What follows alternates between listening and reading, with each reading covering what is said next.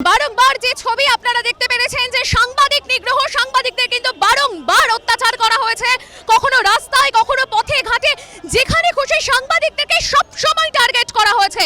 সেই সাংবাদিকরা আর টার্গেট নয়, সেই স্লোগান তুলে আজকে রাজ্য জুড়ে কলকাতা এবং জেলা সমস্ত জায়গার সাংবাদিকরা এক পথে এসেছে।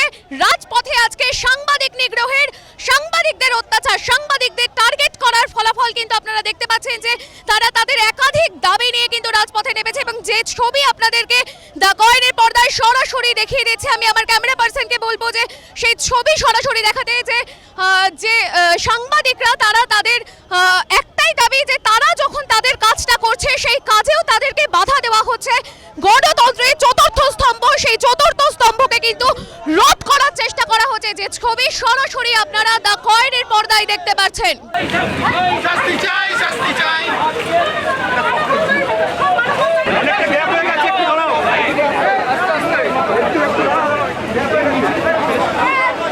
যে কোনো আন্দোলন থেকে মিডিয়া আপনারা যাওয়া বন্ধ করে দিন, আধ ঘন্টার মধ্যে আন্দোলন উঠে যাবে, কারণ ওনারা শুধু মিডিয়া অ্যাটেনশনই চান।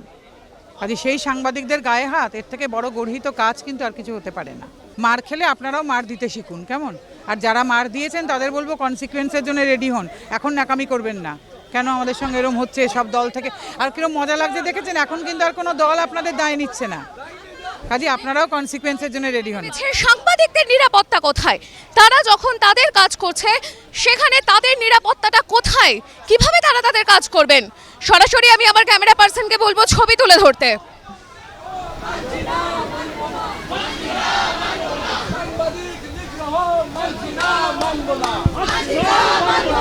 মিছিলের নামে গুন্ডামি চলছে না, চলবে না।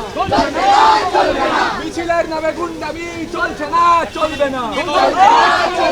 সাংবাদিক মানবো না, ভয় পেও না, ভয় পেও না।